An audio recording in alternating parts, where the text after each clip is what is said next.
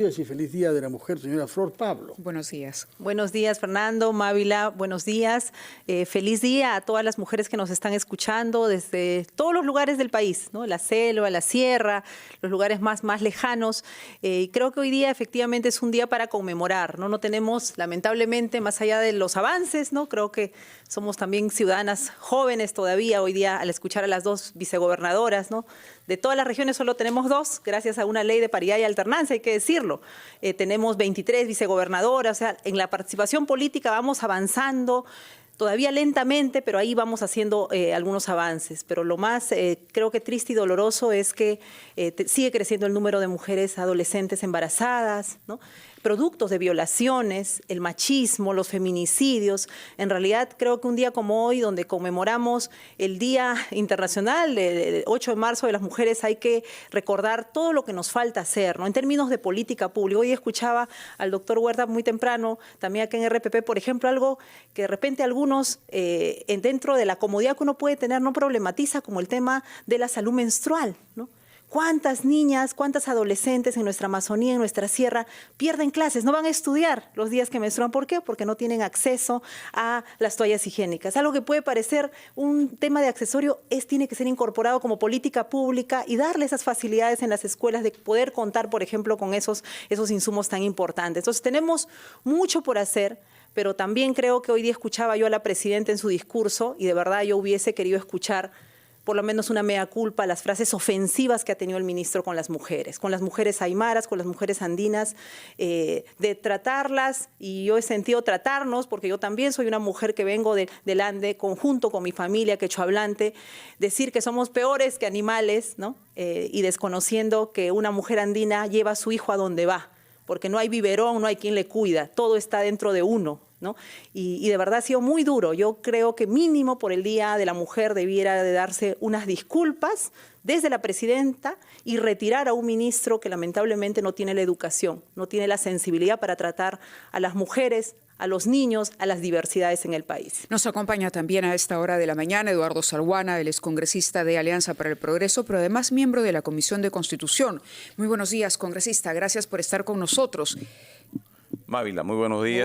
Buenos días, Flor, y un abrazo. ¿Comparte usted las impresiones de la congresista Pablo con relación al comentario que hizo el ministro de Educación? Sí, primero extender también, como lo ha hecho Flor, mi afectuoso saludo a todas las mujeres del país, especialmente de la Amazonía, de Madre de Dios a la que represento, donde tenemos a una vicegobernadora, que es dama, y también tenemos una alcaldesa, precisamente de una comunidad nativa, donde hay tantas carencias y desigualdades, ¿no? O sea, a ellos mi cariño y mi afecto.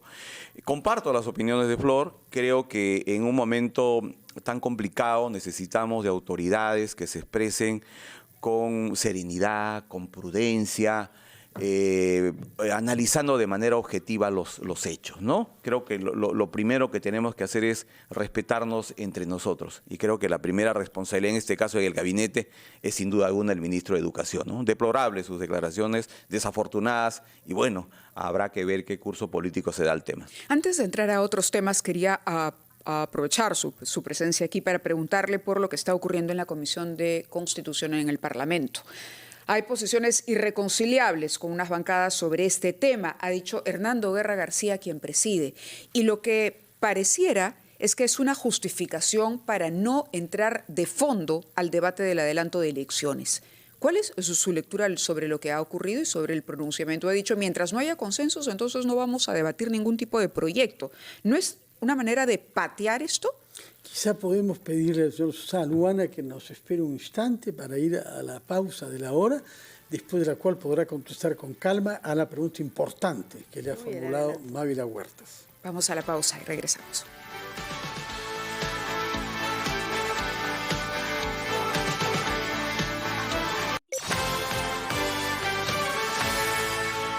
Nueve y 7, estamos conversando con los congresistas Flor Pablo y Eduardo Salguana, y había quedado planteada una pregunta de Mávila Huertas que el señor Salguana debía contestar. Adelante, por favor.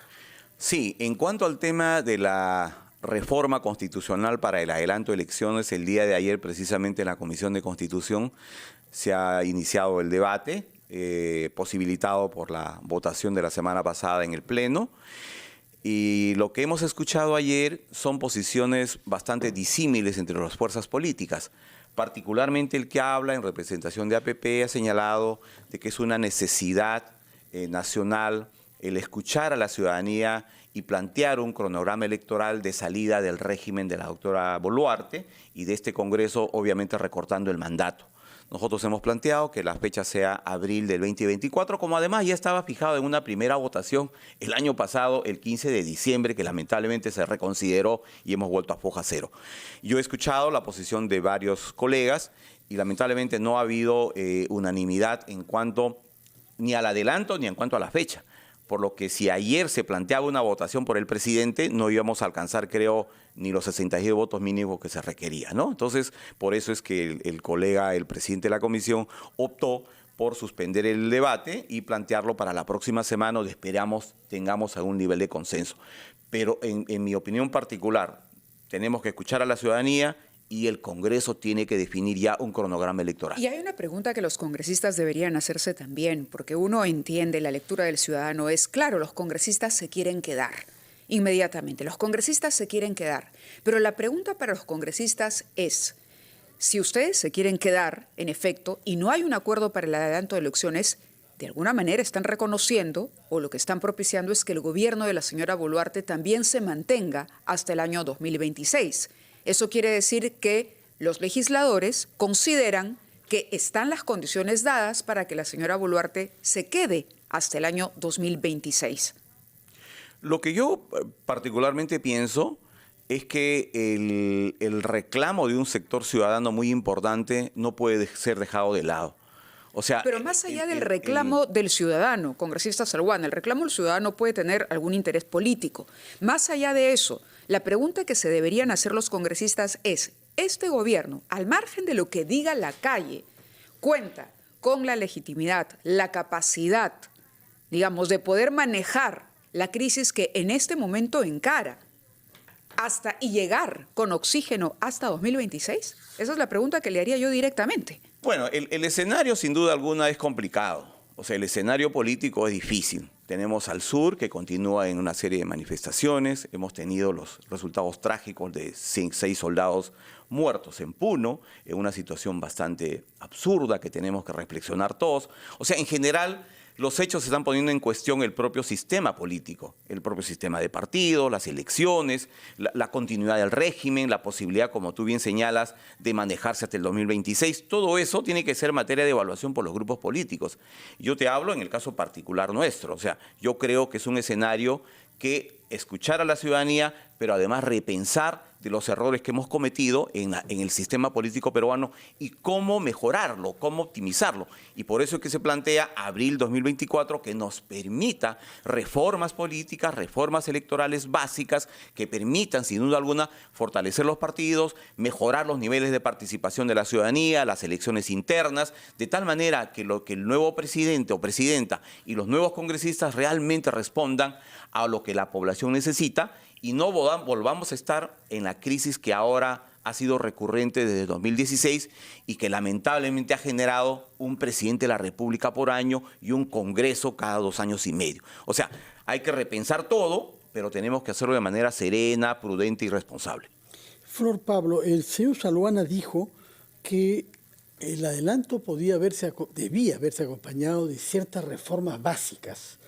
¿Cuáles son esas que permitirían tener elecciones con resultados menos inviables como los que tuvimos en el año 21, pero que busquen consenso? Porque por lo que dicen ustedes, hemos retrocedido en el Congreso en la posibilidad de que haya una mayoría, decía al menos 66, favorables a que, para aliviar la presión social que está teniendo lugar, sobre todo en el sur, podamos adelantar las elecciones. Mire, en este momento yo creo que si en algún momento había la esperanza de tener incluso 66 votos, poder pasar a un referéndum de consulta a la ciudadanía sobre un adelanto de elecciones, en este momento yo lo que percibo es que en el Congreso ya se ha instalado esto de que nos quedamos, ¿no? Que no hay condiciones, que porque en un momento de crisis vamos a lanzar el adelanto de elecciones, y en realidad creo que es una forma equivocada de leer la situación del país, ¿no? En este momento, miren, una democracia, más de 60 muertes, lo que hemos tenido con los 8 soldados en Ilave, todo lo que estamos viviendo es durísimo. Entonces, ¿cómo hacemos para pasar un escenario? Claro, una alternativa siempre es pedir la renuncia de la presidenta, pero la presidenta tampoco se quiere ir y se afirma en que tiene que gobernar. El Congreso puede dar una salida, porque la situación social, la situación política se va a hacer insostenible, y como comentábamos antes de salir al aire, puede llegarse a un punto en el que la presidenta se vea obligada a renunciar. Y las elecciones se van a adelantar, querramos o no querramos, ¿no? Entonces el Congreso tiene ahorita la posibilidad de asegurar una transición ordenada. Y eso es algo que creo que hay que repetirlo. Acá con el congresista Saluana coincidimos en el tema de las reformas, pero también hay que señalar que las reformas no están siendo atendidas en el caso de la Comisión de Constitución. Por ejemplo, la ley de idoneidad, mejorar el perfil, porque lo que tenemos que hacer es nuevas elecciones, mejores candidatos, mejores representantes. Pero ahí, por ejemplo, se está flexibilizando, ¿no? No que sí pueden ser los que tienen sentencia en primera instancia, ¿no? Solamente estarían inhabilitados los de la segunda instancia. Y cuando en realidad yo pongo un criterio básico, ¿no? Para el magisterio, un profesor que tiene una sentencia en la instancia que sea, por el caso que sea, no puede ser maestro. Entonces, lo que le estamos diciendo a la ciudadanía es, mira, un congresista sí puede tener una acusación. Congresista Pablo. Entonces, creo que hay que mejorar, solo para terminar la idea, mejorar la representación, buscar una ley de idoneidad que nos libre de que el Congreso sea mayoritariamente la representación de acusados, de violadores, de delincuentes. Eso no podemos seguir ofreciéndole a la ciudadanía. Hay que limpiar la política. Y creo que si por lo menos esa fuera la reforma que nos comprometiéramos todos y asegurar idoneidad, ya tendríamos otro escenario. Pero lamentablemente no avanzamos. Necesitamos ir a una pausa para escuchar a los anunciantes de RPP, pero regresamos para hablar de este proyecto de ley de su autoría para eliminar el acoso político, que ya tiene un dictamen. Vamos a la pausa a las 9:19. Continuamos en Ampliación de Noticias. Se ha sumado aquí a nuestra mesa la congresista Kira Alcaraz, secretaria de la Comisión de la Mujer del Parlamento, a propósito del Día Internacional de la Mujer. Muy buenos días y gracias por acompañarnos. Estábamos conversando con la congresista Pablo respecto a la ley del acoso político y cuáles son los problemas. Hay un dictamen que usted está impulsando para que finalmente esta ley se haga realidad y empiece a aplicarse. Así es. Hay una ley que se aprobó en anteriores congresos que busca eliminar el acoso político, hacerle frente al acoso político. Miren, ahora justo veíamos 23 vicegobernadoras, 2 gobernadoras, más de 50 congresistas, y la situación de la mujer en la política es nueva, pero también viene con una serie de situaciones alrededor, producto de la propia cultura machista, ¿no? Entonces, ¿y por qué esa ley no se está aplicando? Esa ley no se está implementando porque hubo una serie de observaciones que el propio jurado, que es quien tiene que reglamentar esta ley, nos hizo saber, y una de ellas es que la ley no plantea ninguna sanción. Es decir, ¿qué pasa si una persona te difama, ¿no? Una persona te agrede sistemáticamente, ¿no? Está señalando una serie de mentiras, ¿no? ¿Cuál es la sanción? La ley no dice nada. Entonces, lo que plantea esta nueva ley, recogiendo en realidad todas las observaciones de los propios organismos electorales y otros, una es que haya sanción, porque no vamos a eliminar las prácticas de acoso político, de mentiras, de difamaciones, si no hay sanciones, porque si no, pues llamadas de atención no cambian las actitudes, más en una cultura tan machista, tan fuerte. Y lo otro es que la ley incorpora no solamente a las mujeres de elección popular, no solamente a las que somos congresistas, alcaldesas, regidoras, o gobernadoras, o vicegobernadoras, consejeras, sino también incluye a las mujeres que hacen política desde las organizaciones sociales de base. ¿Cuántas dirigentes en sus barrios también son hostilizadas? ¿Cuántas dirigentes de organizaciones de mujeres, vaso de leche, comedores, son hostilizadas, son agredidas verbalmente, con una violencia psicológica fuerte, y no pasa nada? Entonces, esta ley no solamente ve a las mujeres en política de cargo de elección popular, sino a todas las mujeres que hacen su inmersión en la política, no solo partidaria, sino la política barrial, social. Ya se hizo el dictamen en la Comisión de la Mujer, eso hay que saludarlo, y ahí está la colega Kira Alcaraz, que es parte de la directiva de la Comisión de la Mujer, pero falta una comisión importante, y lo hemos venido insistiendo, en la Comisión de Constitución. Ya hubiese querido yo que por el Día Internacional de la Mujer, y creo que todas las mujeres lo hubiéramos celebrado en el Congreso, que este día jueves, que va a haber pleno, hubiésemos estado votando este proyecto de ley, pero lamentablemente en la Comisión de Constitución, y desde acá un llamado a la Comisión de Constitución, al colega Nano Guerra García, que cuanto antes ponga el debate y la formulación del dictamen y la votación para avanzar, porque eso necesitamos. Las mujeres, sería un gran regalo. Para participar en política no solo necesitamos la voluntad, la energía para hacerlo, el apoyo de la familia, de un partido, sino también necesitamos que la legislación nos proteja. Por supuesto. Quería preguntarle a la congresista Kira Alcaraz justamente, usted ha recordado que ha sido mototaxista y que es un oficio difícil para mujeres y que le gritaban a algunos choferes, oye, dedícate a la cocina tú y no andes manejando mototaxi. Se impuso en ese oficio, ¿sí? De la misma manera que lo he hecho en otros oficios que he ejercido, que los he ejercido bien en varios. Ahora está en política. Sí. Yo quisiera saber si compara el machismo y el acoso que usted sufrió en una actividad como el mototaxi con la que ha vivido en la política, ¿qué comparación haría?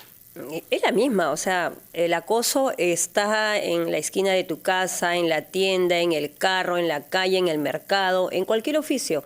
A veces no te lo dicen con palabras, pero con miradas muchas veces.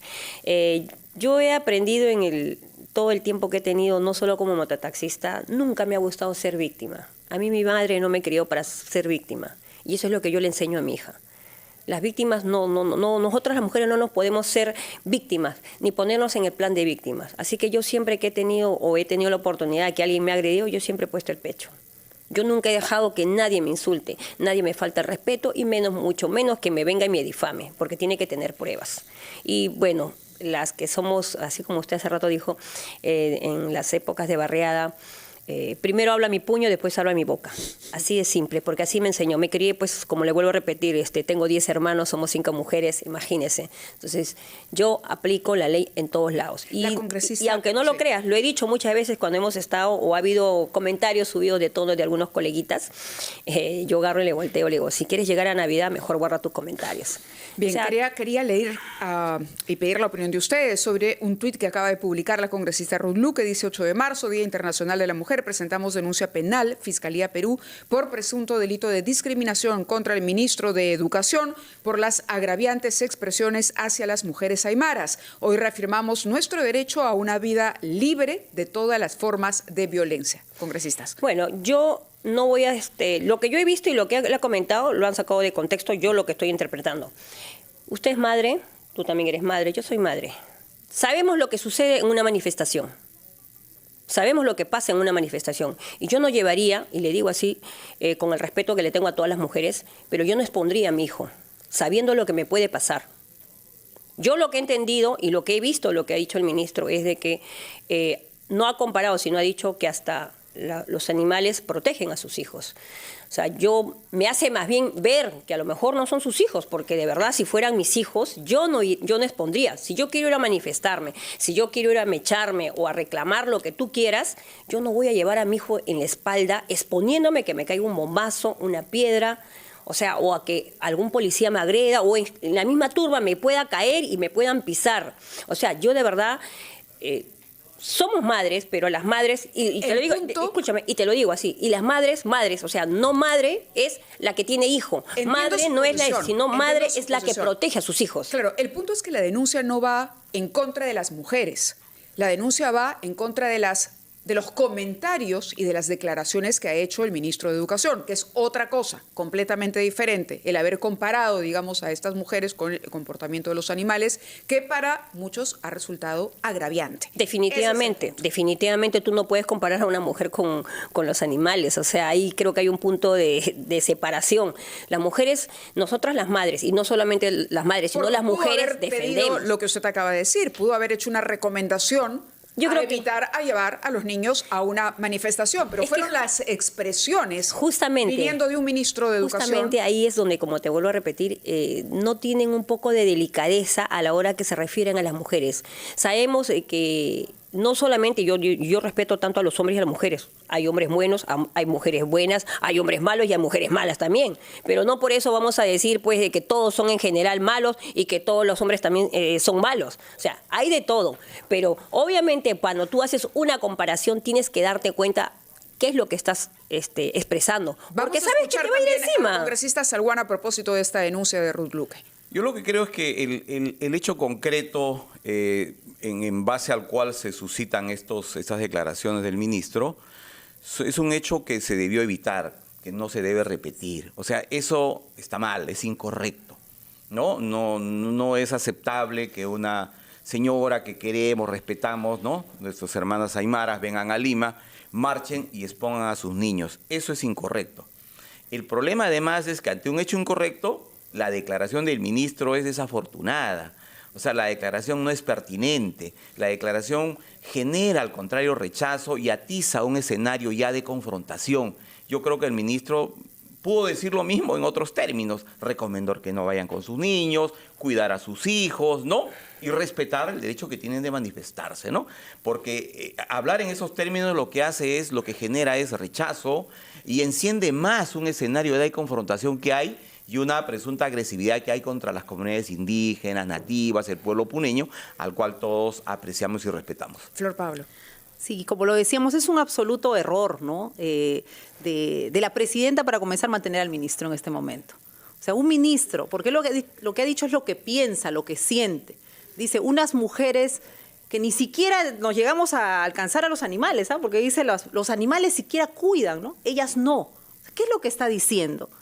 En realidad, ese tipo de comentarios que expresan lo que efectivamente él siente y piensa, no, eso lo puede de repente pensar una persona de pie, pero un ministro de Educación no tener ese cuidado, ese reconocimiento, esa valoración a las mujeres, realmente yo creo que está de más en una cartera como lo es Educación. Y yo lamento, la verdad, aquí el ministro puede seguir diciendo las tonterías que viene diciendo y ofendiendo a quienes ofende cada vez que habla, pero aquí la responsable es la presidenta. La presidenta es la que nombra a su gabinete. Ni una sola palabra de la ministra de la Mujer, ni una sola palabra de la ministra de Cultura. Yo respaldo la posición de la congresista Ruth Luque, con quienes hemos defendido a congresistas también de diferentes bancadas. Cada vez que ha habido acoso político, cada vez que ha habido situaciones duras, nos hemos puesto del lado de ellas. Y yo cuando hacías tú la pregunta, Mávila, yo recordaba una situación personal. Mira, yo soy de Ancash, soy de una familia quechohablante. Yo cuando vine acá, ni mi mamá ni yo hablábamos castellano, en los 80. Íbamos a las marchas por el agua en mi distrito Caraballo. Yo era una niña y mi mamá cargada a la espalda, ¿no? Cargada a la espalda a mi hermano menor, a mí de la mano, de la otra mano a mi otro hermano, y salíamos a marchar. ¿Por qué? Porque la marcha y el derecho a la protesta es pacífica. Si al contrario, pongámonos del otro lado, vemos a nuestras compañeras o nuestras hermanas aymaras con sus hijos. ¿Qué estaban haciendo? Marchando, pues. Entonces le damos la seguridad, acompañamos, porque es un derecho que ellas se expresen que están cansadas, que están hartas, que no les gusta. ¿Podemos estar de acuerdo o no?